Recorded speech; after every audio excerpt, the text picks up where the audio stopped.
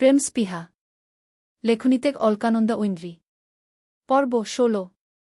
তুলি এতগুলো দিন জেনে এসেছে আয়শান ভালোবাসে ডেইজিকে। মূলত এটাই মনেপ্রাণে বিশ্বাস করেছে সে, কিন্তু আজ যখন বুঝতে পারল ডায়েরির লেখাগুলোর তার জন্য লেখা, ঠিক তখনই অদ্ভুত এক ভালো লাগা কাজ করছে। ফুরফুরে লাগছে কেন জানি না মনটা। এতগুলো দিন যে চাপা কষ্টে জর্জরিত ছিল, আজ বোধহয় তা একটুও বোধ হল না। তুলি সত্যিই এই ডায়েরির লেখাগুলোর প্রতি, অনুভূতির প্রতি মুগ্ধ হয়েছিল। একটা মানুষ অনেক গভীর থেকে ভালোবাসলেই এমনটা প্রকাশ করতে পারে বোধহয়। এতদিন কোথাও চাপা আফসোস হতো এই সকল অনুভূতি ডেইজির জন্য বলে। তবে আজ কোথাও যেন অদ্ভুত অনুভূতি হচ্ছে তার সাথে, এক মুঠো লজ্জাও। এই ২ বছরে আয়শান নিজ থেকে অনেক দিন জড়িয়ে ধরেছে তাকে, কখনো বা চুমুও দিয়েছে, অথচ লজ্জা হয়নি। নির্জীব মনীষীর ন্যায় সে চুম্বন, জড়িয়ে ধরা সে গ্রহণ করত, অথচ এসব কিছু ছাড়াও তার লজ্জা হচ্ছে। বারবার আয়শানের কথাগুলোই মস্তিষ্কে বাজছে। তুলি বাসা থেকে বের হওয়ার আগেও একবার ডায়েরিটা হাতে নিয়ে পড়েছে, এবং প্রতিটা লাইন পড়ে, প্রতিটা অনুভূতি বুঝে সে কেবল সূক্ষ্ম আনন্দ অনুভূতিতে ভাসছিল। আজ তার অভিযোগ আসল না, অভিমান জমল না। শুধু মনে হল আয়শান সত্যিই তাকে ভালোবেসেছিল, সত্যিই তাকে চেয়েছিল, অথচ তাকে পায়নি। সে কতভাবে অভিযোগ করেছে, কতভাবে কষ্ট দিয়েছে। বিয়ের পর শুধুমাত্র তার অসুবিধা হয় দেখে আয়শান নিজের বাড়িতেও তেমন থাকত না। কতটা ত্যাগ! তুলির খারাপ লাগে, আবার ভালো লাগাটাকেও খুব ভালোভাবে প্রকাশ করে উঠতে পারে না সে। টিউশনি থেকে মায়ের কবরে গিয়েছিল সে, কত কথা বলে ফেল মায়ের সাথে। তারপর যখন ফিরতে লাগল তখনই চোখ পড়ল রাস্তায় গাড়িতে আয়শান অপেক্ষা করছে।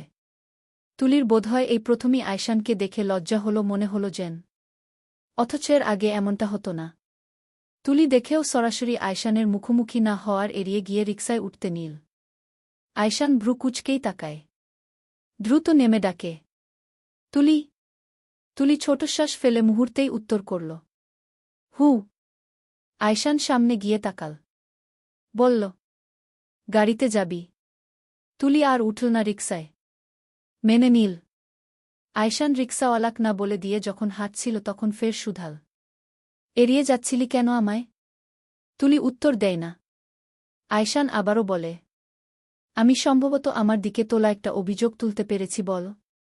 যদি তোর তোলা সবটা অভিযোগ তুলতে পারি তাহলে আমার প্রাপ্য? তুলি শান্তস্বরে শুধাল, আমার থেকে? আমি খুবই ক্ষুদ্র আপনার তুলনায় আয়শান। আমার থেকে আপনার প্রাপ্য কি হতে পারে? আয়শান হাঁটতে হাঁটতে বলল, কেউ কাউকে ভালোবাসলে সে কি পাওয়ার আশা করে ওই মানুষটার থেকে? তুলি এবার দাঁড়িয়ে পড়ল যেন। সেও তো আয়শানকে পছন্দ করত, অনুভূতি ছিল এই মানুষটার প্রতি, তবে তা প্রকাশ করেনি। বলল, তা পেয়েছেন অনেক আগে। আপনি জানেন আমি আপনাকে ভালোবাসি, কিন্তু কখনো আপনাকে আমার করে চাইনি আমি। না চাইলেও তোর করে পেয়ে গেছিস তো তুলি। কিন্তু চাসনি বলেই কি সম্পর্কটাকে পূর্ণতা দিবি না? এটাই সিদ্ধান্ত তোর? সময় আসুক। আয়শান দাঁড়াল, হুট করেই বলল, তুলি, দাঁড়া, এখানেই দাঁড়া, আজ কথা হোক সবটা। কি? আমার এই জটিলতা ভালো লাগে না, সত্যিই ভালো লাগে না। আমি মারা যাচ্ছি নিয়মিত তুলি। তুই দেখছিস না, দেখেও টের পাচ্ছিস না। আমার ব্যথাটা বুঝ। প্রিয় মানুষ কাছে থেকেও দূরে থাকার যন্ত্রণা বুঝিস? ভালোবেসেও এই নির্জীব আচরণ পাওয়ার মানে বুঝিস? আমার করেও আমার না হওয়ার যন্ত্রটা বুঝিস? আজ নিশ্চয় আমার ভালোবাসা নিয়ে সন্দেহ নেই? আমি যে শুধু তোকে ব্যবহার করেছি এই অভিযোগ নিশ্চয় নেই? ফের আহত স্বরে বলে, প্লিজ আমায় একটু ভালোবাসা দে তুলি, একটু। বেশি ভালোবাসতে হবে না, অল্প ভালোবাসাতেই একটা সুন্দর সংসার হোক আমাদের। তুলির কেমন যেন ভালো লাগা কাজ করে। আজকের দিনটা সুন্দর, সত্যিই সুন্দর। উত্তর বলল, আচ্ছা। হু। আমি সরি এতদিন আপনাকে দোষারোপ করার জন্য। আপনার যত্ন, আপনার ভালোবাসা না বুঝতে পারার জন্য দুঃখিত। আপনাকে কষ্ট দেওয়ার জন্য দুঃখিত। আমায় ক্ষমা করতে পারবেন তো? আয়শানের চোখমুখ যেন হেসে উঠল, বলল, যদি ভালোবাসিস তবে পারব। তুলি এবারে হাসল, হাসিটাই যেন এক মুঠো লজ্জাও মিশ্রিত। আয়শান তাকায়, লজ্জামুখের তুলিকে আরও আদুরে দেখায় যেন। বলে, আমাদের তুলিকে লজ্জা পেলে বাচ্চা বাচ্চা আদুরর দেখায় তুলি। প্লিজ তুই এমন লজ্জামাখা মুখ নিয়ে আমায় ভালোবাসিস না, তাহলে অঘটন ঘটে যাবে। তুলির পেটে যেন আচমকায় কিছু উড়ে গেল। গাল উষ্ণ হয়ে হয়ে এল। এমন কি কানো? আবারও কি বুঝা যাচ্ছে সে লজ্জা পাচ্ছে? আয়শান আবারও ঠোঁট কামড়ে হাসে। বলে, যদি এতদিন জানতাম আমার আম্মুর মিষ্টি মেয়েটা ডায়েরিটাতে একটা ছবি আবোল তাবোল ভেবে গিয়েছে এই 2 বছর। আমাকে সর্বক্ষণ বলে গিয়েছে আমি তাকে ব্যবহার করেছি, ভালোবাসি বলেও বিশ্বাস করাতে পারিনি। যদি জানতাম, আমার সংসারটা বোধহয় অনেক আগেই হয়ে উঠত। ইস! আয়রান দাঁড়িয়ে আছে। অথচ রোজ এলো না। 1 ঘণ্টা অপেক্ষা করে আয়রান ছোট শ্বাস ফেলেই কল দিয়ে বলল, কি হলো? আসবি না? রোজ তখনও চোখমুখ লাল করে বসে আছে। কান্না পাচ্ছে তার। কেন করল তার বাবা এমনটা? আয়রান ইতোমধ্যেই সেদিন তাকে প্রশ্ন করেছে সে তুলি আর কুহুর অ্যাক্সিডেন্টের পেছনে কিনা। যদি সত্যিই জানে যে তার বাবা করিয়েছে এটা, আয়রান কি ভাববে? বাবাকে নিয়ে অনেক বড় কথা তো সে বলে ফেলেছে আয়রানকে। আচ্ছা, যে আয়রানকে ভালোবাসে, মুখে না বললেও সে তো সত্যিই ভালোবাসে আয়রানকে। সত্যি তো এটাই যে আয়রানকে ভালোবাসে বলেই বিয়েটা করেছে সে, কিন্তু আয়রান যদি কখনো তাকে সরিয়ে দেয় জীবন থেকে। রোজ ছোট শ্বাস ফেলে জানায়, আসব নাগি। আয়রান সঙ্গে সঙ্গেই বলল, কেন? আমিও বাড়ি থেকে এ বাড়ি আসলাম, অথচ তুই এতটুকু পথ আসতে পারছিস না? নাকি পালিয়ে একেবারের জন্য চলে এসেছিস? যদি এমনটা হয় তাহলে তুই কিন্তু জানিস আমি তোকে কিভাবে নিয়ে যেতে পারি। রোজ হাসল। বলল, বিয়ে যখন করেই ফেলেছি আপনার মতো ছাগল প্রজাতির পুরুষকে, সেহেতু সংসার তো করব। ও বাড়ি ছেড়ে একেবারে আসিনি। তোর এক মুখে কত কথা জান। এই বলিস বিয়েটা মানিস না, এই বলিস মানিস। তোর কথায় আমার বিশ্বাস নেই। তো? আয়রান আচমকায় প্রশ্ন ছুড়ে। তোর বাপ আসতে নিষেধ করেছে? রোজ মুখ শক্ত করে উত্তর দেয়, না, আমার ভালো লাগছে না আরান। বুঝার চেষ্টা করুন। ওকে। আরান এটুকু বলেই কল রাখে। অতঃপর গটগট পা ফেলে চলে গেল ভেতরে। রোজের আম্মুকে দেখে ঠোঁট চওড়া করে হাসি দিল প্রথমে। বলল, আসসালামু আলাইকু শাশুড়ি আম্মু। কি অবস্থা বলুন? ভালো আছেন তো? রোজের মা নূরজাহান হাসে আয়রানের কথা শুনে। এই ছেলেগুলোকে উনি পরিচয়ের শুরু থেকেই ভীষণ ভালোবাসেন। সে ছোটবেলা থেকে। হেসে বললেন, আরান তুমি ভালো আছো আব্বু? ভালো ছিলাম, এখন মনে হচ্ছে নেই আম্মু। আপনার মেয়েটা চলে আসো। উনি হেসে বললেন, কিছু করেছ নাকি যে আমার মেয়ে চলে আসো? না তো, একদম বিনা নোটিশেই চলে এসেছে আপনার মেয়ে। তাহলে তো ভারী অন্যায়। আরান মুখচোখ হতাশ দেখিয়ে বলল, তাই তো। আচ্ছা, আপনি মেনে নিয়েছেন বিয়েটা আম্মু? উনি হেসে ফের বললেন, অবশ্যই, তুমি তো ছেলে হিসেবে খারাপ ন আব্বু। বরং আমি রোজকে নিয়ে চিন্তাই করছিলাম যে তোমাকে না পায় তাহলে ভবিষ্যৎটা কেমন হবে। আমার মেয়েটা তোমায় পাগলের মতো ভালোবাসে আব্বু। সে স্কুল জীবন থেকেই। 2 বছর তোমার থেকে দূরত্বে থেকে কেমন নীরব ছিল। চিন্তা হচ্ছিল ওর অবস্থাও যদি ডেইজির মতো হয়। যদি সংসারটা গুছিয়ে না উঠতে পেরে বড় মেয়ের মতোই চলে আসে। কিন্তু ওর বাবার জেদের কাছে কিছু বলতে পারিনি। এখন অবশ্য নিশ্চিন্ত আওরান হাসল। বলল, আপনার মতো করে শ্বশুর আব্বু বুঝে গেলেই বিষয়টা সলভ হয়ে যেত বলুন আম্মু। ঠিক তো। বাচ্চাম তো মুখ করে আরান বলল, বুঝিয়ে বলেন না আম্মা। হয়তো একটু রেগে আছে এখন, তবে মেনে যাবে আব্বু। সে তার মেয়েদের সবথেকে বেশি ভালোবাসে। অপেক্ষা করো একটু। আয়রান মাথা নাড়ে। মানলেই ভালো। না মানলে সেও তেরামো করবে। আয়রান এবারে বাচ্চাদর মতো আবদার করে বলল, আপনার মেয়ের কাছে যাব একটু। যেতে দিবেন? উনি হেসে উঠলেন। বললেন, অবশ্যই, যাও আব্বু। রোজ কিছু ভাবছিল বোধহয় বেলকনিতে। আয়রান খুব সতর্কতার সঙ্গেই এল। নিঃশব্দে এসে পেছন থেকে জড়িল নীল রোজকে। অতঃপর ঠোঁট ছোঁয়াল রোজের কাঁধে। রোজ বুঝে উঠে যেন। বলে, চলে এসেছেন এখানে? তুই তো আনলি জান। তুই না গেলে আমি কি তোকে না দেখেই চলে যেতাম? এতটা সহজ সরল আমি নই। রোজ ছোট শ্বাস ফেলে বলে, দেখা হয়ে গেলে চলে যান। আয়রান মোটেই চলে গেল না, ওভাবেই থাকল। তারপর হঠাৎই রোজকে নিজের দিকে ঘুরাল। তারপরই যেন চমকাল। রোজ কেঁদেছে। এমন কেন চোখমুখ? বলল, কেঁদেছিস কেন জান? রোজ বলে না কিছু। আয়রান আবারও বলে, বল না, কেন কাঁদলি রোজ? রোজ উত্তর করে না। ওভাবেই অনেকটা সময় গেল। আয়রান জড়িয়ে নিয়ে রোজের দুই গালে চোখের পাতায় চুমু দিল। অথচ রোজ উত্তর করে না, আয়রানও নিশ্চুপই থাকে। তারপর কিছু মনে পড়েছে এমন ভঙ্গিতে বলল, শায়েন তুলিকে ভালোবাসে রোজ। তুলির কেউ ক্ষতি করতে চেয়েছে। তুই জানিস সেটা বল। শায়েন নিশ্চয় তোকে বলেছে। রোজ চমকে উঠল যেন। মাথা তুলে আয়রানের দিকে তাকাল। গলা শুকিয়ে আসল কেন? তবুও বলল, না তো, বলেনি। আয়রান তাকায়। ভ্রু উঁচিয়ে বলে, আমি জানি বলেছে, বল না জান। রোজ দ্রুতই বলল, আর করবে না ক্ষতি সে।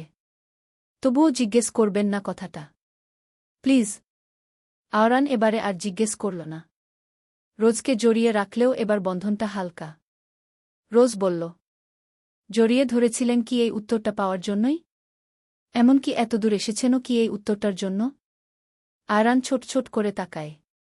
বলল, না জান, তোর জন্য এসেছি। আচ্ছা আয়রান, কখনো যদি জানেন আমি আপনার পরিবারের জন্য ক্ষতিকর, কি করবেন? আমার জন্য আমার পরিবারের ক্ষতি হোক তা কখনোই আমি চাইব না রোজ। তুই ক্ষতি করলে আমার ক্ষতি করবি, আমার পরিবারের নয়। এটা মাথায় রাখিস। এমনিতেই বিজনাস তোর বাপ বড় একটা লস ধরিয়ে দিয়েছে। এখন তুইও যদি আমার পরিবারের ক্ষতি করতে চাস তো তোকে ক্ষমা করব কি করে বল? রোজ চুপ থাকল। অতঃপর তাকাল আয়রানের দিকে। খুব সরু চোখে তাকিয়ে আয়রানকে পরখ করে। অতঃপর অনেকটা সময় পর রোজ ওভাবেই আয়রানকে দুই হাত দিয়ে জড়িয়ে ধরল। বলল, আয়রান, আমাকে কাছে টানবেন প্লিজ। আয়রান ভ্রু কুচকায় কেবল। রোজ আবারও বলল, আমায় স্ত্রীরূপে কাছে নিবেন? আয়রান হেসে বলল, তোকে তো স্ত্রী হিসেবেই কাছে রেখেছি জান। রোজ তাকিয়ে বলে, আমি আমাদের বৈবাহিক সম্পর্কের কথা বুঝিয়েছি আয়রান। আয়রান চোখে মুখে বিস্ময় নিয়ে তাকায় যেন এবারে। বলে, তুই বলছিস? হ্যাঁ। কিন্তু? রোজ ভ্রু কুচকে বলে, কিন্তু? আমার প্রতি আপনার সন্দেহ আছে তাই তো? ক্ষতি করব আপনার পরিবারের, এই জন্য কাছে টানবেন না, রাইট? জানতাম আমি। আপনি সেদিনও আমায় জিজ্ঞেস করেছিলেন। এটুকু বলে আয়রানের দিকে তাকায়। আবারও বলে, আমি আমার উত্তর নাই ধরছি। আয়রান হাসল হঠাৎ। রোজকে আরেকটু শক্ত করে জড়িয়ে নিয়ে দ্রুত বলল, না, উত্তরটা হ্যাঁ। আমার তোর প্রতি সন্দেহ নেই। সত্যিই নেই। তোকে ভালোবাসতেও দ্বিধা নেই। তখন প্রায় রাত ৮টা কি ৯টা। এতটা সময় দুইজন নরনারী এক ঘরে। রোজ ততক্ষণে আয়রানের বুকে মুখ লুকিয়েছে। আয়রানের চোখে মুখে হাসি কেমন। হেসেই বলল, চিক রোজ, কি সর্বনাশ করলি আমার? শ্বশুরবাড়ি এসে কিনা এখন আমার ভার্জিনিটি লুপে নিলি তুই? রোজ তাকাল মিনমিনে দৃষ্টিতেই। আয়রান আবারও বলল, আমার তো লজ্জা হচ্ছে, আমার শাশুড়ি আম্মু কি ভাবছে বলতো এতটা সময় এক ঘরে আছি দেখে? রোজ তাকাল। উত্তর করল, কিছু ভাবছেন না। আমার আম্মুর মাইন্ড আপনার মতো নয়। মানে? কিচ্ছু না। আয়রান হাসে।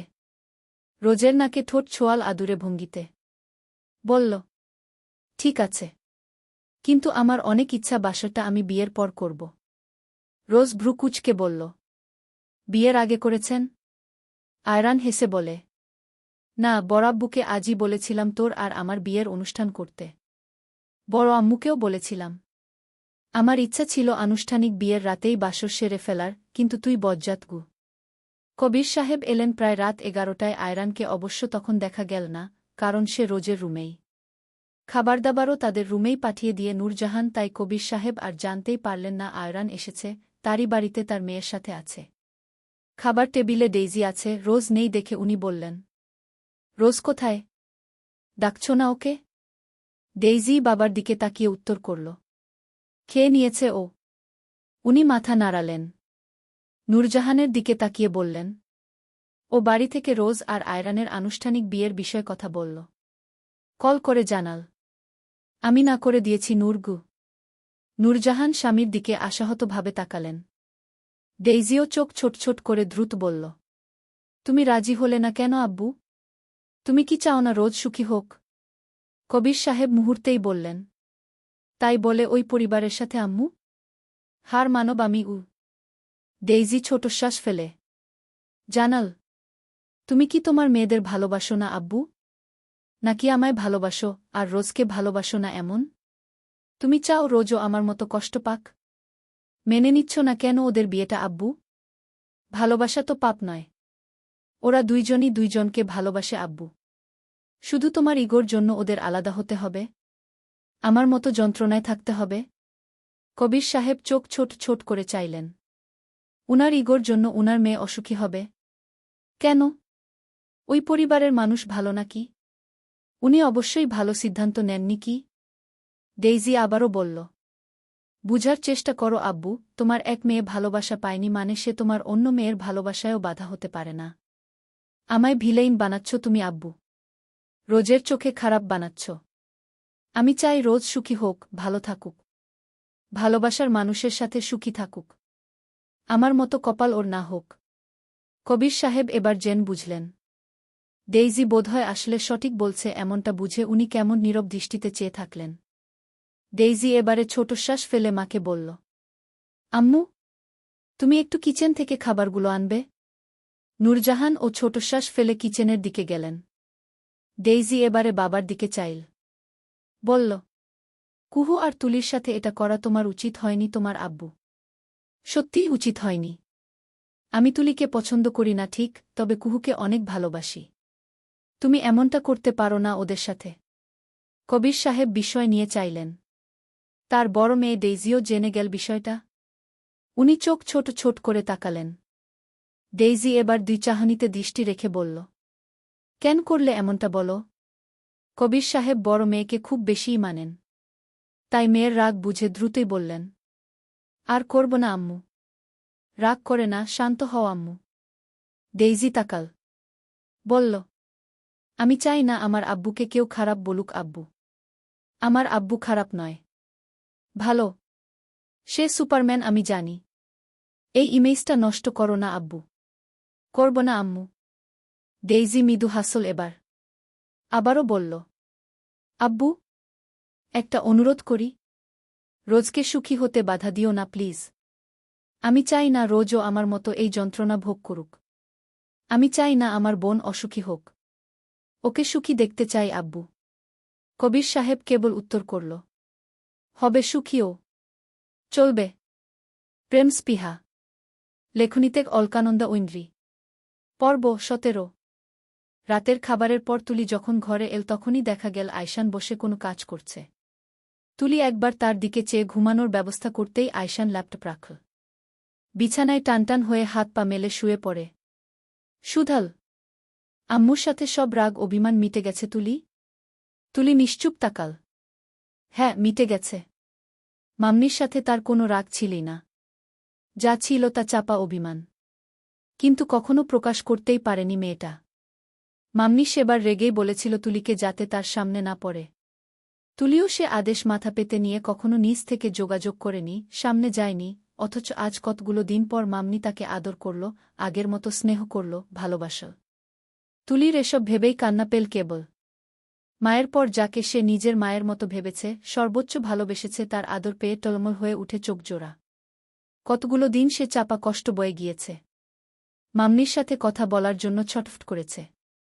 আজ এতগুলো দিন সে আগের মাম্মিকে পেয়েই সে আনন্দে উদ্গ্রীব হল। কান্না পেল তার কেবল। আর সে কান্না বোধহয় আয়শানের জিজ্ঞেস করা প্রশ্নে আরও উথলে উঠল। চোখ টলমল হয়ে আসে মুহূর্তেই। কোনোভাবে কান্না আটকে রেখে শুধাল, আমি মাম্মির উপর কখনো রাগ করিনি, কখনোই না। তবে একটা চাপা কষ্ট ছিল এই ভেবে যে মাম্মি আমার জন্য কষ্ট পেয়েছে। আমি অপরাধী ছিলাম তার চোখে এই ভেবে কষ্ট পেতাম।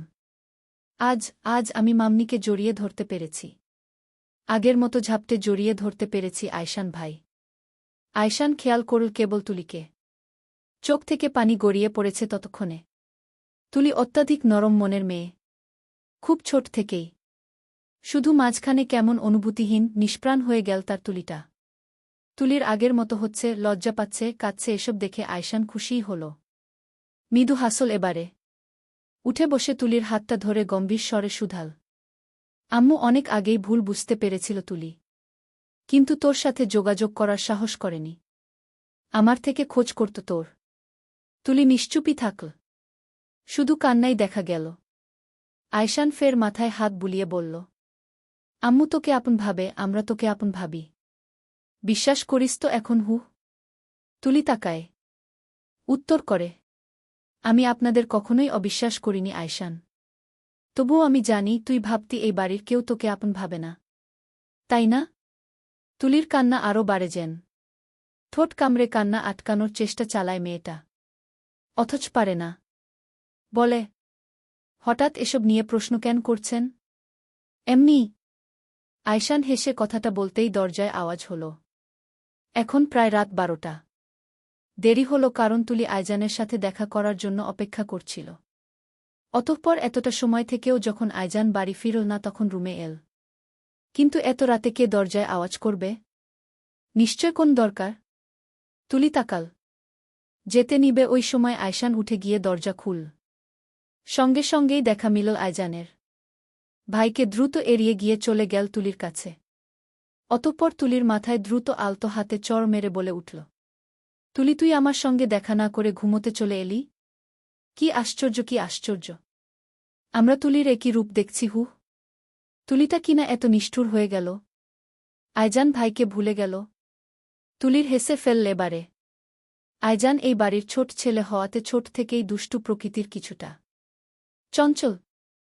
আর এই বাড়িতে এই চঞ্চল দুষ্টু প্রকৃতির ছেলেটার সাথেই তুলির খুব বেশি বন্ধুত্ব ছিল। তুলি হাসে। মাথায় হাত দিয়ে বলল, তো তুমি তো বন্ধুদের সাথে দেখা করতে চলে গিয়েছিলে। আমি অনেকটা সময় অপেক্ষা করলাম। শেষে মামনি আমায় পাঠিয়ে দিল। আয়জান ফুঁসে উঠে তাকাল। তুলি কাঁদছিল নাকি? চোখে পানি কেন? মুহূর্তেই ভাই এর দিকে তাকাল সে। ভ্রু বাঁকিয়ে বলল, বড় ভাইয়া, তুমি তুলিকে কিছু বলেছ নিশ্চয়? ও কাঁদছে কেন? তুমি ওকে কষ্ট তাও কেন বারবার? আমি কিন্তু ওর বড় ভাই, ভুলে যেও না। মেনে নিব না এসব। বেশি কষ্ট দিলে আমাদের মেয়ে আমরা নিয়ে চলে যাব। তুমি থেকো একা। আয়জান যেন রেগেই বলল। আয়শান চোখ ছোট ছোট করেই তাকাল। কোথাকার কোনো অভিভাবক এল। বলল, তোর বোন আগেও অল্পতেই কেঁদে ফেলত। মাঝখানে পাথরের মতো হাবভাব করে থাকত। এখন আবার আগের ফর্মে ফিরে এসেছে। আমি কিছু বলিনি। আয়জান তবুও ভাইয়ের দিকেই তাকাল। বলল, না বললেই ভালো। ফের তুলির দিকে তাকিয়ে বলল, শোন তুলি, তোর কিন্তু ডাবল অপরাধ। একেই আমরা যখন বাড়ি ফিরলাম তখন তুই ছিলি না, দ্বিতীয়ত তুই আমার সাথে দেখার করার জন্য অপেক্ষা করলি না। তোর এই জন্য তুই কালকে সকাল আমায় কফি করে খাওয়াবি। না হলে কিন্তু কান ধরিয়ে দাঁড় করিয়ে রাখব। তুলি মাত্রই মাথা নাড়িয়ে বলতে নিচ্ছিল, ঠিক আছে। কিন্তু তার আগেই আয়শান এল। ভ্রু বাঁকিয়ে বলল, তাই নাকি? বড় ভাই এর বুকে তুই কান ধরিয়ে দাঁড় করিয়ে রাখবি? পারবি নাকি? আয়জান চোখ শুরু করে চাইল। বলল, অবশ্যই পারব। ও তোমার বউ হওয়ার আগে আমার বোন ছিল। নিজে তো আমার অবলা সহজ সরল বোনটাকে জোর করে বিয়ে করে ফেলেছ। হু। জানি না আমরা। যেভাবেই হোক, এখন তোর বোন আমার বউ। কি করবি কর পারলে। তুলি ফ্যালফ্যাল করে তাকাল কেবল। আয়জান দ্রুতই ওর দিকে ফিরে বলল, তুলি, তুই কার পক্ষে? তুলি মুহূর্তেই বলল, তোমার পক্ষে আয়জান ভাই। আয়জান দাঁত কেলিয়ে হাসল। তারপর ভাই এর দিকে একটা চাহনি দিয়ে গটগট করে বেরিয়ে গেল হেসে। আয়রান আর রোজের বিয়েটা নিয়ে দুই পরিবারই রাজি হল অবশেষে। রোজ আপাতত ওর বাবার বাড়িতেই থাকল। বিয়ের দিন একেবারে শ্বশুরবাড়ি যাবে। যদিও আয়শান আর তুলির বিয়ের অনুষ্ঠানটাও একই সাথে করার প্রস্তাব করা হলো, কিন্তু ওরা দুইজনই নাকচ করল। প্রথমত ওখানে ডেইজি থাকবে। দুইজনের বিয়ের অনুষ্ঠানে নিশ্চয় ডেইজির খারাপই লাগবে। উল্টো নিজের বোনের বিয়ের অনুষ্ঠানটাও উপভোগ করতে পারবে না। আয়রান আর রোজের বিয়ে নিয়ে রাজি হওয়ার পর কয়েকটা দিন কাটল এভাবেই। অবশেষে আজ তাদের কেনাকাটার জন্য বের হওয়া লাগল। রোজকে নিতে এল আয়রান আর আইজান। আইজান অবশ্য ডেইজির প্রতি সে পাগলামোটা এখন নর্মালভাবেই নেওয়ার চেষ্টা করছে। এই বাড়িতে এসেও সে খুব নর্মালি আগের মতো। রোজের মা সম্ভবত কোথাও গেছে। বাড়িতে আছে তার বাবা, ডেইজি আর রোজ। রোজ উপরে তৈরি হচ্ছে। আয়রানও সম্ভবত ওখানে। মাঝখানে আইজান রোজের সাথে কথা বলে এসে সোফায় বসে গেমই খেলছে। কি আশ্চর্য! বাড়িটা নীরব নীরব। আচ্ছা, ডেইজি এখানেই থাকে কি, ভালো আছে? আইজান ছোটশ্বাস ফেলতেই দেখা গেল ডেইজিকে। সে তাকিয়ে দেখলি কেবল। একটা ছোটশ্বাস ফেলে নিজেকে স্বাভাবিক করে ডেইজির দিকে চেয়ে দ্রুত বলল, মিস ডেইজি, আপনাদের বাড়িতে কি অতিথিদের খাবার দাবার দেওয়া হয় না? কতক্ষণ যাবৎ বসে আছি। নাস্তা ফাস্তা কিছু এলি না? ডেইজি ফ্যালফ্যাল করে তাকায়।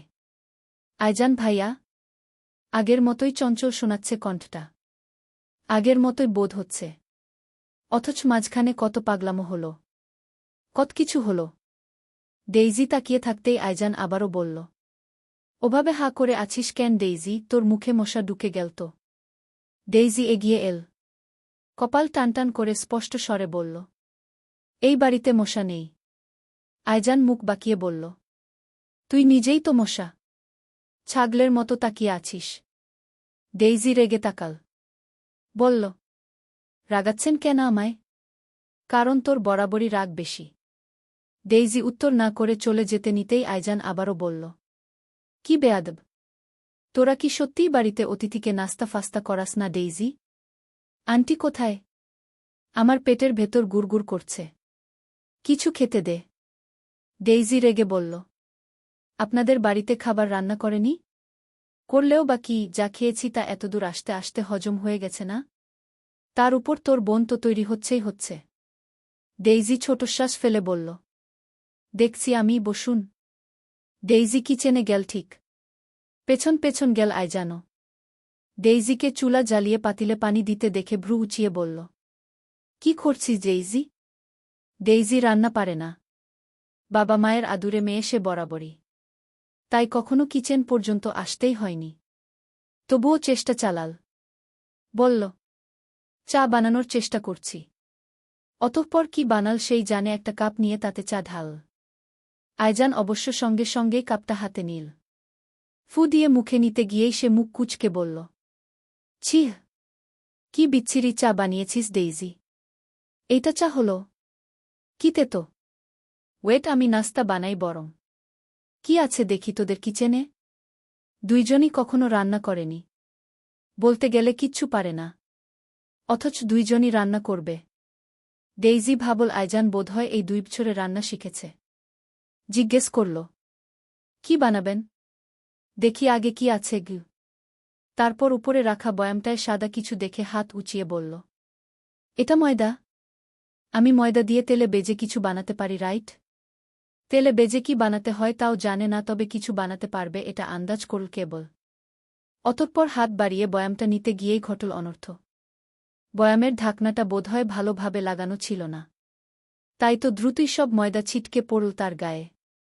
প্রায় 6 ফুট উচ্চতার একটা ছেলের সর্বাঙ্গে সাদা ময়দা। ডেইজি প্রথমে আইজানকে খেয়ালি করল না। তবে বয়ামটা ফ্লোরে পড়তে দেখে দ্রুত রেগে বলল, কি করলেন এটা আইজান ভাইয়া? আপনাকে না সত্যিই ইচ্ছে করছে গলা টিপে মেরে দিই। পরমুহূর্তেই যখন আইজানকে খেয়াল করল তখনই সে অট্টহাসিতে হেসে উঠল। সাদা ভূতের মতো লাগছে আইজানকে। একদম সাদা ভূত। হাসতে হাসতে ডেইজির পেট ব্যথার জোগাড় যেন। আইজান তা দেখে দ্রুত বলল, কি হলো এইটা? তুই হাসছিস ডেইজি? হাসছিস তুই? তোর হাসি জঘন্য, খুবই বিশ্রী। কবির সাহেব একটু আগেই এসেছিলেন জলের জন্য। ওদের কাণ্ডকারখানা দেখছিলেন। অবশেষে মেয়েকে হাসতে দেখে তার চোখ চকচক করে উঠে। তাকায় শান্ত দৃষ্টিতে।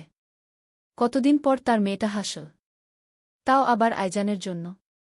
উনি ছোটশ্বাস ফেলেন। নিশ্চুপে গিয়ে সোফায় বসেন। আইজান নিজের গায়ের ময়দা ঝেড়ে আবার গিয়ে সোফায় বসে। কবির সাহেবকে দেখে দ্রুত দাঁত কেলিয়ে হেসে বলে, আঙ্কেল।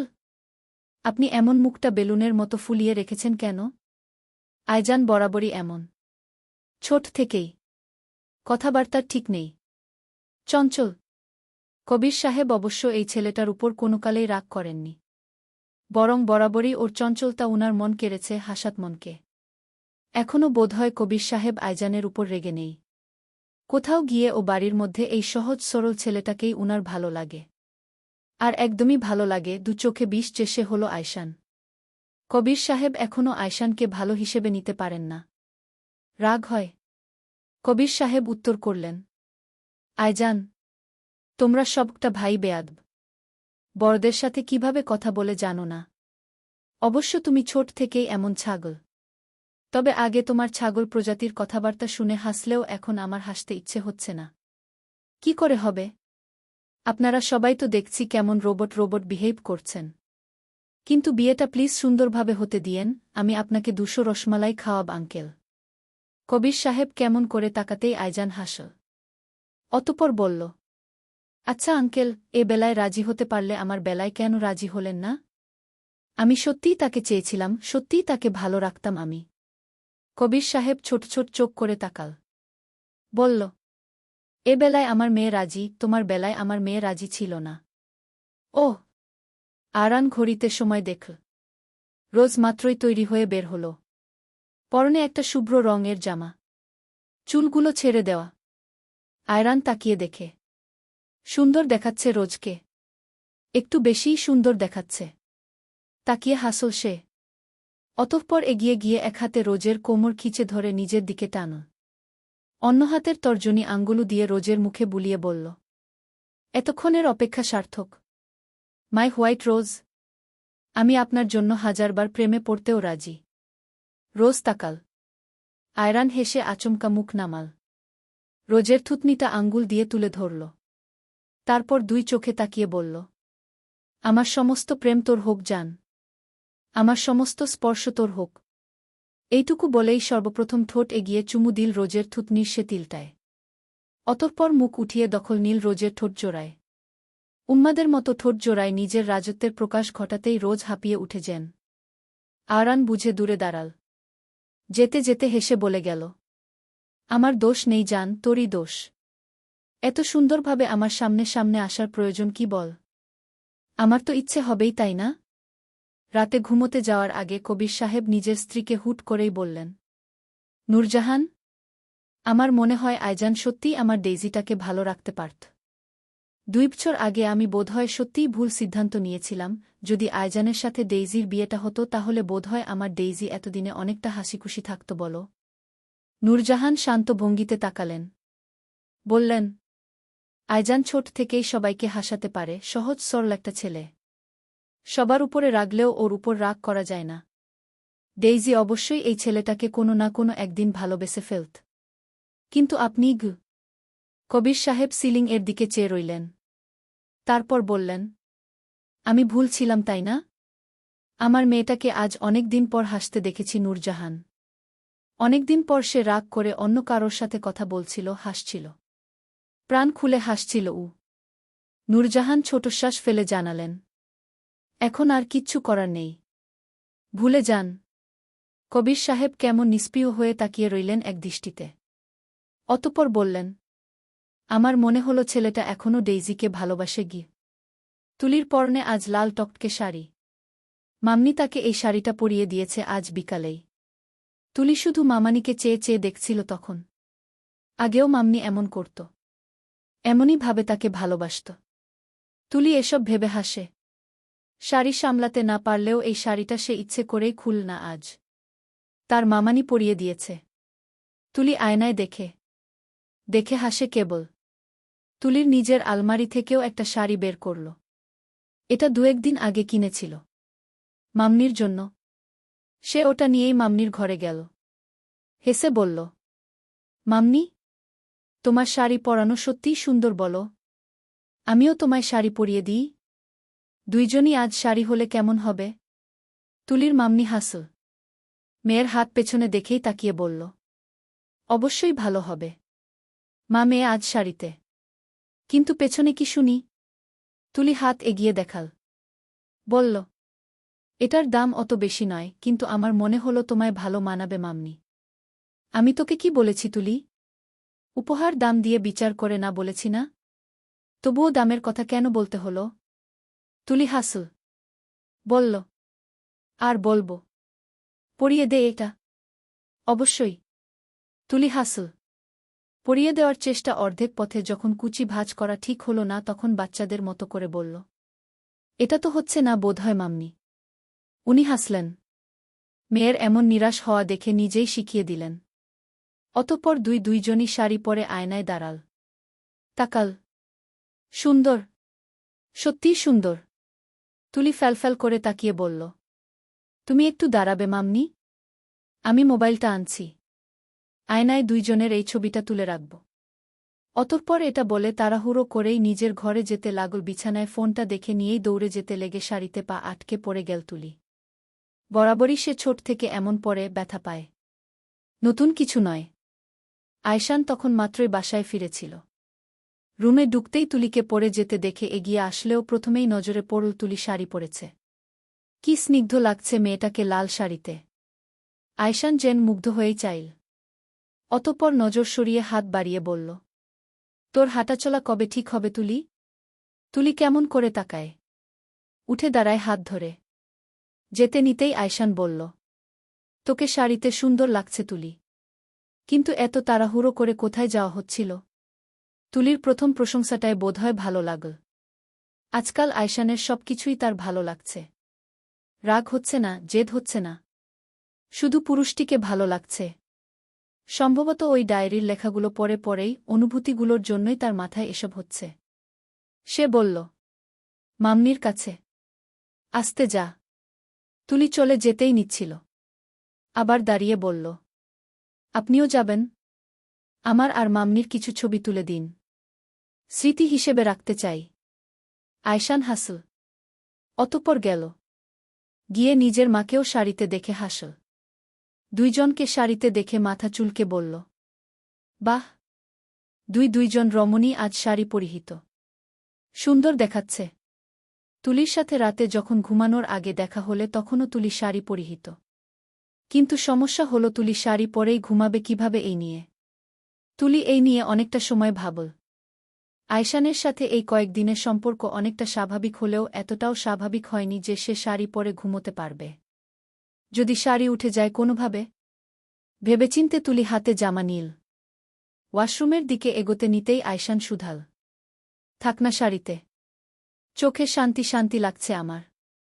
পাল্টাতে হবে না। তুলি মেনে নিল। চুপচাপ আলো নিভিয়ে বিছানায় ঘুমোতে আসতেই আয়শান জড়িয়ে নিল। নিজের বুকের নিজের প্রেয়সীকে এভাবে শাড়ি পরিহিত অবস্থায় বু রূপে আগলে নিয়ে সে হাসল। একটা আলতো অধরস্পর্শ রাখল তুলির গালে। শুধাল, আমার সত্যিই মনে হচ্ছে আমার সুন্দর একটা সংসার হয়েছে তুলি। বুকে শাড়ি পরিহিতা বু সুন্দর নয়? তুলি চোখ বুঝে নীল সঙ্গে সঙ্গেই। আজকাল একটু বেশিই লজ্জা হচ্ছে তার এই পুরুষটার সান্নিধ্যে। অথচ দীর্ঘ 2 বছরে আয়শান চুমু খেলেও লজ্জা হতো না, জড়িয়ে ধরলেও লজ্জা হতো। কেমন নির্জীব থাকত। তুলি চোখ বুঝতেই আয়শান ফের হেসে বলল, আমি তোকে বুরুপে পেতে অপেক্ষায় তুলি। তোকে নিজের করে নিতে অপেক্ষায়। তুলি এবারও চোখ বুঝে থাকল। গাল উষ্ণ হয়ে আসছে বোধহয়। তবুও বলল, আমার একবার ডেইজির থেকে ক্ষমা চাইতে হবে। ডেইজির সাথে কথা বলতে হবে। তারপর আপনার সব অপেক্ষায় মাথা পেতে সম্মতি দিব। চলবে? প্রেম স্পৃহা। লেখনীতে অলকানন্দা উইন্ড্রি। অন্তিম পর্ব। রোজ আর আয়রানের বিয়ের ব্যবস্থা করা হলো খুব দ্রুতই। এবং খুব সুন্দরভাবেই দুইজনের আনুষ্ঠানিকভাবে বিয়ের অনুষ্ঠানও সম্পন্ন হল। কিন্তু যখন কনে নেওয়ার সময় হল তখনই রোজের কি ভীষণ কান্না। আয়রান তাকিয়ে তাকিয়ে দেখছিল কেবল। দূর থেকে আয়জান তা দেখে হাসে। এইরকম দৃশ্যটা দ্রুত ক্যামেরায় বন্দি করে নিয়ে পাশে ডেইজিকে দেখে বিড়বিড় করে বলে, তোর বোন কাঁদছে আর আমার ভাই নির্বে ছাগলের মতো তাকিয়ে আছে। দৃশ্যটা সুন্দর না বল? ডেইজি তাকাল রেগে যেন।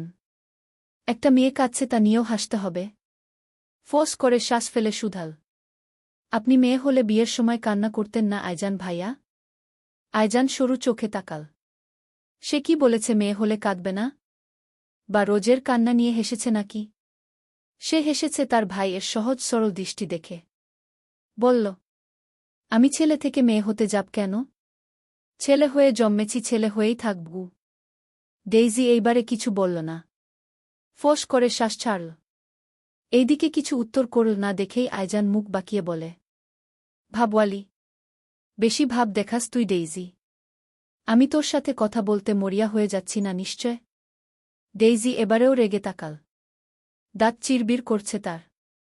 বলল, মরিয়া হয়ে না গেলে একটু চুপ থাকুন প্লিজ। যেচে পড়ে এমন ছাগলের মতো কথা বলতে থাকবেন না। আইজান নিজেকে ছাগল বলার জন্য খুব করে প্রতিবাদ করল। বলল, তুই ছাগল? তোকেই লাগছে একদম ছাগলের মতো। এইটুকু বলে ওই স্থান থেকে হুড়হুড় করে চলে যেতে নিতেই আবারও ঘটল বিপত্তি। নিচে বোধহয় কলার খোসা ছিল। আইজান সে কলার খোসায় পা রেখেই স্লিপ কেটে ধপাস করে পড়ল সবার সম্মুখে। মুহূর্তেই সে ব্যথায় কুকুরে উঠলেও আইজানের পড়ার স্টাইলটা দেখে জোরে হেসে উঠল ডেইজি।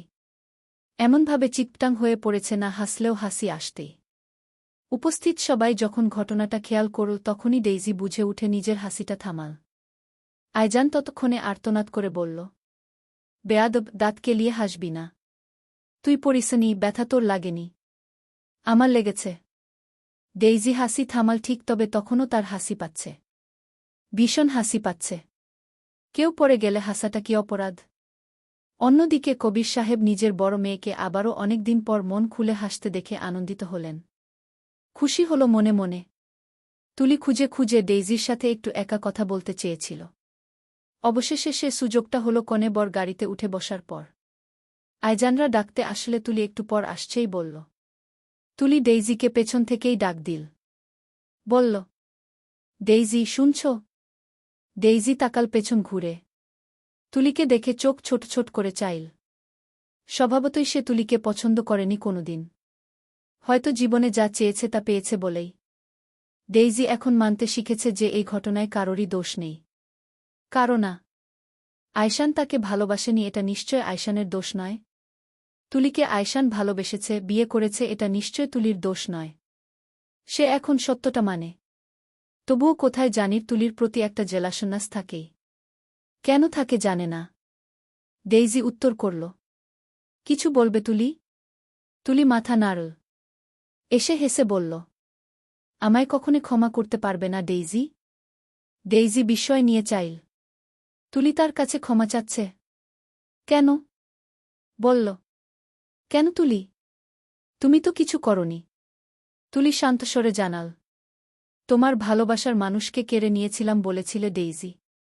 এখনও নিশ্চয় রাগ করে আছো, কিন্তু বিশ্বাস করো আমি কেড়ে নেইনি ডেইজি। ডেইজি হাসে। সে বাচ্চা বাচ্চা অভিযোগ, রাগ, জেদগুলো মনে করে সে হাসল। তুলির দিকে চেয়ে বলল, লজ্জা দিচ্ছ তুলি? তুমি কেড়ে নাওনি সেটা আমি সময়ের সাথে সাথে বুঝতে পেরেছি। নিজের ভাগ্যকে মেনে নিয়েছি ডিয়ার। তবুও তোমার আজ এই খারাপ থাকার পেছনে কোথাও না কোথাও আমি দায়ী ডেইজি। আমায় ক্ষমা করে দিও। ক্ষমা করো। ডেইজি নিজেই মৃদু হাসল। মৃদু হেসে বলল, তুলি, তুমি দায়ী নও, দায়ী আমি, কারণ আমি মুভ অন করতে পারছি না এখনো। তোমায় ক্ষমা করার প্রশ্নই উঠে না, তুমি তো নির্দোষ। বরং ক্ষমা আমায় করে দিও ডিয়ার, তোমায় না জেনে শুনেই অনেক কথা শুনিয়েছি। অনেকভাবে হার্ট করেছিলাম। দোষী তো আমি। না, তুমি দোষী নও ডেইজি। তুমি তুলি, নিজেকে দোষারোপ করো না আর। আমার লজ্জা হচ্ছে। তবে সত্যি বলবো, আমি তোমার প্রতি জেলাস তুলি। তোমার ভাগ্যে নিয়ে জেলাস। যদি তোমার ভাগ্যটা আমার হতো তবে আমি বিশ্বজয় করে ফেলতাম। তুলি তাকায়। ডেইজি এখনও আয়শানকে ভালোবাসে। এখনও? তা স্পষ্ট। তুলি তার চোখে তাকাতে ডেইজি নিজে আবারও হেসে বলল, তোমার সংসারের জন্য শুভকামনা ডিয়ার। আমি তোমার প্রতি সব অভিযোগ মুছে নিয়েছি অনেক আগেই, সব দোষারোপ তুলে নিয়েছি বহু আগে। তোমার দোষ নেই। বুঝেছ? নিজেকে দোষারোপ করবে না। তোমার ক্ষমা চাওয়ারও কোনো প্রয়োজন নেই, বুঝলে? বরং জানবে আমি চাই তোমরা সুখী হও। তুলি ক্লান্ত হাসে। বলে, তুমি খুব ভালো ডেইজি। তুমিও। এইটুকু কথোপকথন হতেই এল আইজান। তুলির মাথায় হাত দিয়ে মেরে বলল, কি হলো, যাবি না? নাকি থেকে যাবি? তুলি হেসে মাথায় হাত ঠেকায়। বলে, এই তো আসছি আইজান ভাই। আইজান ও হাসে। মাথা নাড়িয়ে তাকায় ডেইজির দিকে। কিয়ৎক্ষণ তাকিয়ে পথ ঘুরিয়ে চলে যেতে যেতেই বিড়বিড় করে শুধাল, তুমি আমার না হওয়া প্রেম ডেইজি। তোমার প্রতি আমার প্রেম স্পৃহা কখনো না নিভুক, কখনো না কমুক। তুমি সারা জীবন থেকে যাও আমার বুকে, আমার হৃদয়ে। বাইরে মুষলধারে বৃষ্টি হচ্ছে। শীতল আবহাওয়া। একটা ঠান্ডা ঠান্ডা সুন্দর পরিবেশ। আয়রান বোধহয় নিজের বাসর রাতে এমন একটা পরিবেশে খুশিই হল। খুশি খুশি মনেই নিজের রুমে প্রবেশ করল সে। ফুলের ঘ্রাণ নাকে ঠেকছে। আলো নিভানো। শুধু কয়েকটা মোম জ্বলছে। আয়রান চোখ বুঝে একবার। পরমুহূর্তে ধীর পায়ে রোজের সামনে গিয়ে বসল। রোজকে বউ বউ লাগছে আজ খুব। একদম নতুন বউয়ের মতো বসে আছে মেয়েটা। মুখ নত। আয়রান ঠোঁট বাঁকিয়ে হেসে ঘোমটা তুলে চেয়ে থেকে রোজের মুখটা দেখে বলল, তোর কি মনে হচ্ছে না তুই শুধু শুধু লজ্জা পাওয়ার ভান করছিস জান? অলরেডি তোর আমার বাসর ডান না? তাও তোর প্ররোচনায় হয়েছিল। রোজ এবারে ভ্রু কুচকাল। এই লোকের কি কোনো কিছুই সুষ্ঠুভাবে পছন্দ নয়? বলল, তাহলে কি করব? লজ্জা না পেয়ে ধেই ধেই করে নাচ করব আয়রান? আয়রান হেসে বলল, মন্দ নয়। করতেই পারিস। আয়রান খানকে পাওয়ার সুখে নাচ করাটা বেমানান লাগবে না। ওকে ফাইন গে। এইটুকু বলেই রোজ নেমে দাঁড়াল। উদ্দেশ্য এই আজব লোকের থেকে সরে গিয়ে বেলকনিতে বসা। আয়রান তৎক্ষণে বলল, সত্যিই নাচ করবি নাকি? না, বেলকনিতে গিয়ে আকাশ দেখব। আপনার সাথে থাকার চেয়ে সারারাত আকাশ দেখা ভালো, তাই না? আয়রান ভ্রু উঁচিয়ে বলল, সারারাত? হ্যাঁ, সারারাত। এটুকু বলেই সে বেলকনিতে গেল। আয়রান ছোটশ্বাস ফেলে ফ্রেশ হতে গেল। অতঃপর ফ্রেশ হয়ে এসেই বেলকনিতে গেল প্রথমে। তার বউ হাত বাড়িয়ে বৃষ্টি ছুঁয়ে দেখছে। আয়রান গেল। বুকে পেছনে থেকে জড়িয়ে মুখ রাখল কাঁধে। বলল, আমি কতগুলো দিন পর আমার বউ পেয়েছি। তুই সারারাত আকাশ দেখার প্ল্যান করছিস, তাই আবার আমার বাসর রাতে? কি নিষ্ঠুর! পৃথিবী এই নিষ্ঠুরতা মানবে না। রোজ হাসে। তবুও হাসি প্রকাশ না করে বলে, কেন? ফার্স্ট বাসর তো ডান আরান, তাই না? খুব কথা শিখে গেছিস বেয়াদব। রোজ হাসে। পরমুহূর্তেই কিছু মনে পড়াতে চুপ হয়ে গেল। ফিরে অনেকটা সময় চুপ থেকে সে বলল, আরান, আপনাকে আমার কিছু বলার ছিল। ক্ষমা চাওয়ার ছিল আপনার কাছে। আয়রান ভ্রু বাঁকিয়ে বলে, ক্ষমা? তাও তুই? অসম্ভব ব্যাপার স্যাপার। রোজের গলা কাপল কেমন জানি। তবুও বলার চেষ্টা করল, তুলির ক্ষতিটা আমার। আয়রান মাঝপথেই বাধা দিল, সে জানে সত্যটা। জেনেও প্রকাশ করেনি। এতদিন নর্মাল ভাবেই থেকেছে। আয়শানি না করেছে। বলেছে সব মিটিয়ে নিয়েছে। নিজেদের মাঝে ঝামেলা না করতে। আয়রান অবশ্য ঝামেলা করত ও না রোজের সাথে এই নিয়ে। যদি রোজ দোষ করত তাহলে অন্য বিষয় ছিল। আয়রান ঠোঁট এগোয় বউয়ের ঠোঁটের দিকে। দৃষ্টি কেমন লোভাতুর ঠেকে। অতঃপর কেমন একটা দৃষ্টিতে তাকিয়ে এগোতে এগোতে সে বলল, উহ, এই বিষয়টা থাক জান। আমি জানি। তোকে এ নিয়ে ভাবতে হবে না। রোজ চমকায়। আয়রানের ঘোরলাগা দৃষ্টি পরখ না করে দ্রুত বলে, জানেন? কিভাবে? আয়রান প্রশ্নটার উত্তর করল ফিসফিস করা স্বরেই। জানতে সময় লাগে নাকি? যাই হোক, এসব বাদ দিই। দয়া করে আমার দ্বিতীয় বাসরটা নষ্ট করে দিস না রোজ। অতঃপর সে রোজকে আর ছাড় দিল। আকরে ধরল। উষ্ণতা উন্মাদনা সব ছাড়িয়ে বউয়ের অধরে দখল নিল। বাইরের মুষলধারের বৃষ্টি আর রোজের গায়ের মিষ্টি সুভাষ বোধহয় এবারে তার উন্মাদনা আরেকটু বাড়ায়। অতঃপর 2-1 মিনিট পর নিজের অধর ছোয়াল মেয়েটার গাল, নাক, কপাল, ঠোঁট, গলায়। ফিসফিসি স্বরে বলে, সম্ভবত বৃষ্টিও জানে আজ আমার বাসর রাত। তাই এই মুষলধারে বৃষ্টি। আমি ইমপ্রেসড প্রকৃতির উপর, বুঝলি? অতঃপর আর দেরি না করেই মেয়েটাকে কোলে তুলল। বিড়বিড় করে বলল, তোকে দেখলেই আজকে কেমন প্রেম অনুভূতি জেগে উঠছে।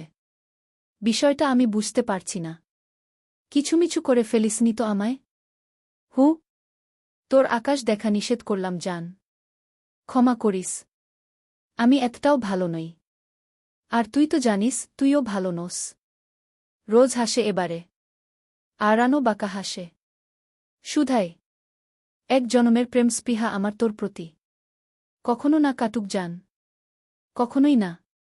এই স্পৃহা মৃত্যুর পরও থাকুক। তুলি অনেকটা সময় পর ঘরে এল। আলো নেভানো। অতঃপর এসেই ঘরে আলো জ্বালিয়ে সে চমকে উঠে। ঘরটা ফুলে ফুলে সজ্জিত। নাকে দারুণভাবে বাজছে ঘরভর্তি ফুলের সুবাস। তুলি এমন সুন্দর সাজ সুবাস পুরো ঘরটা দেখে থমকে যায়। বুকের ভেতর অজানা মোচড় উতলে উঠে। কোথাও আনন্দ কোথাও বা ভয় হচ্ছে। মিশ্র অনুভূতি। অথচ তুলি পরিপক্ব মন মানসিকতার। বাচ্চা মেয়ে নয়। স্বামীর অধিকার সম্পর্কে তো সে জানে। তুলি ছোট শ্বাস ফেলে। স্বামীর অধিকার সম্পর্কে জানলেও এই অধিকার প্রাপ্তির বিষয়টা বুঝে সে শুকনো ঢোক গিলে। এসব কি আয়শান করেছে? আয়শান কি আজই চাইছে এসব? তুলি বুঝে না। ফ্যালফ্যাল করে তাকিয়ে থাকে। অন্যদিকে আয়শান ভাই এর বিয়ের অনুষ্ঠান বাবার সাথে কথোপকথন সব নিয়ে আসতে আসতে অনেক লেটই হল। তারপর যখন রুমে এল তার একটু আগেই তার ফোনে মেসেজ দিল আইজান। ভাইয়া তোমার জন্য সারপ্রাইজ আছে আয়রান ভাই এর পক্ষ থেকে। অবশ্য আমিও আছি। এনজয় করবে কেমন? কাল সকালে কিছু টাকা পকেটে গুজে দিও এই সুখে। আয়শান তখন কিছু না বুঝলেও রুমে ঢুকে ঠিকই বুঝল সে। এই বিচ্ছুগুলো সত্যিই অসাধারণ একটা কাজ করেছে বলে মনে হল যেন।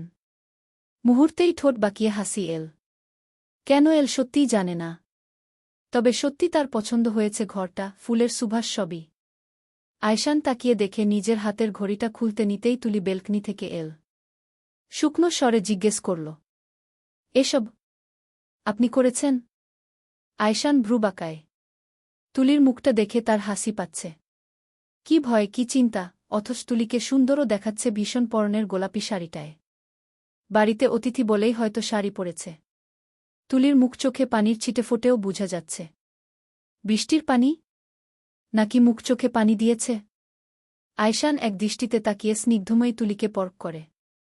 অতঃপর শুকনো ঢোক গিলে নিজের প্রেম প্রেম অনুভূতিকে ঢেকে রাখার চেষ্টা চালিয়ে বলে। বোধহয় আয়রান আর আয়জান করেছে। চিন্তা নেই আমি ওসব মাথায় আনব না গে। তুলির এবার আরও লজ্জা হল। আওরান আয়জান? নিজের বড় ভাই এর বয়সী দুইজন যাদের কিনা সে বড়ভাই মানে তারা এই ঘর সাজানোর দায়িত্বে। ইস! কি লজ্জাজনক। মাথা নুইয়ে বলল। কোনস্ম? আয়শান ঠোঁট বাঁকিয়ে হাসল। পরনের পাঞ্জানি দুই হাতে খুলে নিয়েই বলল। এমন ফুলে সজ্জিত ঘরে থাকলে যা মাথায় আসে তুলি। তবে তুই যতদিন চাইবি না আমি তোকে জোর করব না। তুলি হঠাৎ চমকাল আয়শানকে পাঞ্জাবি খুলতে দেখে। কিন্তু পর মুহূর্তেই দেখা গেল টি শার্ট নিয়ে পড়েছে। তুলি অস্ফুট স্বরে বলে। হু? আয়শান ভ্রু উঁচিয়ে বলল। আই থিঙ্ক তুই এতটা অবুঝ নোস। তুলি শুকনো ঢোক গিলে। ফ্রেশ হওয়ার প্রয়োজনীয়তা না থাকলেও বলল। আমি ফ্রেশ হয়ে আসি। আয়শান দ্রুতই বলল। দাঁড়া। তুলি দাঁড়িয়ে গেল। আয়শান ছোটশ্বাস ফেলে বলল। আমাদের বিবাহিত লাইফ এনজয় করা উচিত বলো? একসাথে থাকতে থাকতে কখনো নিয়ন্ত্রণহীন হয়ে কিছু করে ফেললে? আমি চাই না তোর উপর জোর করে কখনো কিছু করতে তুলি। তুলি ফ্যালফ্যাল করে তাকায়। আয়শান আবারও বলল। আমরা কি সবসময় এমন হাজব্যান্ড ওয়াইফ পর্যন্ত আই মিন এই পর্যন্তই থাকব তুলি? আমি আর তুই একসাথে থাকা শুরু করলাম। একই সাথে একে অপরের সংস্পর্শে। মন শরীর উভয়কেই খুব শক্তপোক্তভাবে নিয়ন্ত্রণে রাখতে আমার ক্লান্তি আসে। মাঝে মাঝে অবাধ্য হতে ইচ্ছে হয়। তুই জানিস এই 2 বছর কেন বাড়ি তেমন ফিরতাম না তেমন? শুধুমাত্র নিয়ন্ত্রণহীন হয়ে তোর সাথে কখনো কিছু করে ফেলার ভয়ে। কারণ তোকে ভালোবাসি ছোটবেলা থেকেই ভেবে এসেছি তোর উপর কেবল আমার অধিকার গু। তুলি এবারেও উত্তর করে না। আয়শান হতাশ হয়ে বলল। আমি ভুল না হলে তোর সাথে ডেইজির আজ কথা হয়েছে তুলি? উত্তর এল। হয়েছে। আয়শান শান্ত স্বরে বলল। তুই বলেছিলি আমরা সম্পূর্ণ স্বামী স্ত্রীর সম্পর্কে এগোনোর আগে ডেইজির সাথে তোর কিছু কথা বলা বাকি। বলেছিলাম। কথা বলা কি ফলপ্রসূ হয়নি তুলি? হয়েছে। তুলি যত পারে কম শব্দেই উত্তর করছে। আয়শান ভেবে নীল তুলি এই বিষয়ে এখনও প্রস্তুত নয়, রাজি নয়। সে হিসেবেই আর কথা এগোল না। মৃদু হেসে বলল, ওকে, এই টপিক বাদ। ফ্রেশ হয়ে আয়, আমি তৎক্ষণে এসব পরিষ্কার করছি। তুলি ফিরে চাইল। দ্রুতই বলল, কেন? আয়শান হেসে ফেল যেন। বলল, তোর কি ঘরটা পছন্দ হয়েছে? তাহলে থাকুক বরং। তুলি উত্তর করল, পছন্দ হয়েছে বলে নয়। তাহলে? আপনি একটা সুন্দর সংসার চেয়েছিলেন না? আয়শান মাথা নাড়াল। হেসে বলল, হ্যাঁ, এখনকার সংসারটাও আমার ব্যাপক সুন্দর লাগছে। মন্দ নয়। আম্মুর নম্র শব্দ, মেয়ের লজ্জামাখা মুখ, মাঝে মাঝে মায়ামায়া দৃষ্টিতে ভালোবাসা নিয়ে তাকাচ্ছে, ঘুমানোর সময় আম্মুর নম্র শব্দ, মেয়েকে জড়িয়ে ঘুমালে শান্তি লাগছে। সুন্দর না? মজা করছেন? আয়শান এগিয়ে তুলির কপালে চুমু খেল। বলল, না, সত্যিই সুন্দর তুলি। আগের থেকে বহুগুণ সুন্দর। আমার নিষ্প্রাণ তুলিকে আজকাল আমার সজীব লাগে। অনুভূতিহীন তুলিকে অনুভূতিময় লাগে। আমি এটুকুই চেয়েছিলাম। তুলি নম্র দৃষ্টিতে তাকায়। এবারে বহু কষ্টে গলা থেকে বের করল, কিন্তু আমার মনে হয় এই সংসারটা পরিপূর্ণ হওয়া উচিত। আপনাকে এভাবে অপেক্ষায় রাখাটা অনুচিত হচ্ছে আমার। আমাদের সত্যিই বিবাহিত লাইফ নিয়ে ভাবা উচিত। আয়শান ঠোঁট কামড়ে হাসে। তুলি বলছে এসব? বাহ, খুব উন্নতি। বলে, তাই না কি? তুলি তাকাল। বলল, আজকাল মানুষ কম সময় বাঁচে। সে হিসেবে আমরা এসব নিয়ে অনেকটা সময় নিলে বাচ্চা কাচ্চা বড় হতে হতে বুড়ো বুড়ি হয়ে যাব বলুন। আয়শান লজিক শুনে হেসে উঠল হুট করেই। বলল, তুই ডিরেক্ট বাচ্চা কাচ্চা বড় করাতে চলে গেলি তুলি? তবে এটা ঠিক, বয়স হচ্ছে। বাবা হতে হবে তো বল। বাচ্চার আম্মুর এই সিদ্ধান্ত সুন্দরী বলা চলে। তুলির লজ্জা হল যেন। লজ্জায় লাল হয়ে এল নাকমুখ। কান উষ্ণ ঠেকছে। আয়শান তা দেখে হেসেই বলল, ফ্রেশ হতে যাবি না? তুলি গেল না। আয়শান তা দেখে আবারও হাসল। নিজেই ফ্রেশ হয়ে এল। তারপর তুলিকে দেখে বলল, আরেকটু ভাব তুলি গুই। তুলি এবারে নীরব চাহানিতে তাকিয়ে আচমকায় ফুলের সজ্জিক খাটটায় ওভাবেই ফুলের উপর শুয়ে চোখ বুঝে নিল। আয়শান ভ্রু কুচকায়। বুঝে না উঠে বলল, কি হল? চোখ বুঝে নিলি কেন? তুলি এবারে তাকাল। বলল, আরেকটু ভেবে বলার মতো ক্ষমতা আমার নেই। আশা করি বুঝবেন। যেটুকু বলার বলে ফেলেছি। আয়শান হাসে। আলো নিভাল হুট করেই। অতঃপর ওই মায়ামায়া মুখের মেয়েটির দিকে এগিয়ে ফিসফিস করে বলে, তুই সত্যিই রাজি? তুলি চোখ খিচে নেয়। বলল, রাজি। আয়শান ঠোঁট কামড়ে হাসে। গা চুম্বন আকল মেয়েটার নরম গালে। বিড়বিড় করে বলল, আমার মনে হচ্ছে তুই নার্ভাস। হয়তো আমিও নার্ভাস ফিল করছি তুলি। বিবাহিত জীবনের বৈবাহিক সম্পর্কে আমাদের দুইজনকেই স্বাগতম জানানো উচিত। তুলি হাসল নিশ্চুপে। অতঃপর নিজের একান্তা পুরুষটির সান্নিধ্যে চোখ বুঝে এল লজ্জায়, আবেশে। স্পর্শ, উষ্ণ শ্বাস প্রশ্বাস এবং প্রথমবারের মতো এতটা পুরুষ সান্নিধ্য সবেই তুলির অস্থিরতা বাড়ে যেন। নিজেকে মনে হয় পাগল প্রায়। তুলি চোখ বুঝে চোখ তুলে চাইবার শক্তি বোধহয় তার নেই। সত্যিই নেই। সকালে তুলির দেখাই মিলল না। আয়শানের সামনেই পড়েনি আর মেয়েটা। অন্য আয়শান তাকে সকাল হওয়ার পরই খুঁজেছে। তুলিকে একবার কিচেনে দেখেছে ঠিক, তবে তুলি চোখ তুলে তাকায়নি। তাকে এড়িয়ে যাচ্ছে স্পষ্টভাবে। আয়শান বোধহয় ঠোঁট কামড়ে হাসে মেয়েটার অবস্থা দেখে। কৌশলে কিছু পাচ্ছে না বলে ডেকে নিয়ে গিয়েই রুমের দরজা লাগাল সে। অতঃপর খুবই সুন্দরভাবে নিজের ঘাড়ের দিকটায় কলার নামিয়ে তুলিকে দেখিয়ে শুধাল, কি করেছিস বিড়ালের মতো? এই গলা নিয়ে আমি হসপিটাল যাব? পিঠের অবস্থা তো আরও ভয়াবহ। তোর নখ তো বড় না, তাই না? তুলি অসহায়ের মতো তাকাল। লজ্জায় শর্মে সে মাথা তুলতে পারে না যেন। যতই এই ঘটনার সম্মুখীন হতে চায়নি এই লোক, তো ততই এই ঘটনা মনে করিয়ে দিতে প্রস্তুত। তুলি মিনমিন করে বলল, কাল নখ কেটেছিলাম। নখ কাটার পর একটু ধারালি ঠেকে, বোধহয় তাই। আয়শান চোখ ছোট ছোট করে বলল, আমি কিন্তু তোর কোথাও এভাবে দাগ ফেলিনি তুলি, যাতে তোকে লজ্জায় পড়তে হয়। আর তুই? আয়জান অলরেডি দেখে ফেলেছে গু। তুলি লজ্জায় চোখ খিচল। ঠিক। আয়জান ভাইও দেখে ফেলেছে। নরম গলায় দ্রুত বলল। আপনার জন্যই তো। কেন যে কালু? এটুকু বলতে নিয়ে ফের বলল। সরি, এমনটা এরপর মাথায় রাখব। আয়শান হাসলজেন। এটাতে সরি? অন্য মেয়ে হলে নিশ্চয় গলা চেপে ধরত তার। হেসে ফেলে তুলির মুখ আগলে ধরে সে। মুখ নামিয়ে তুলির কপালে চুমু দিয়ে বলল। আমার আম্মু নম্রশব্দ মেয়েটা সবসময় এমনই থাকুক। এমনই ভালোবাসি মেয়ে। সমাপ্তি। কেমন হলো জানাবেন। এবং আরেকটা কথা, যারা যারা আমায় চেনেন বা আমার লেখা পড়েছেন তাদের প্রতি অনুরোধ থাকল লেখায় কোথায় কি যুক্ত করা উচিত, কি ভুল হয়, কেমন করে লেখা উচিত এই নিয়ে পরামর্শ দেওয়ার জন্য। ধন্যবাদ। ভালো থাকবেন। গল্পটি কেমন লাগল? আপনার অনুভূতি আমাদের সাথে শেয়ার করতে কমেন্টে লিখুন। আরও নতুন গল্প পেতে চ্যানেলটি সাবস্ক্রাইব করুন। আপনাদের ভালোবাসাই আমাদের অনুপ্রেরণা।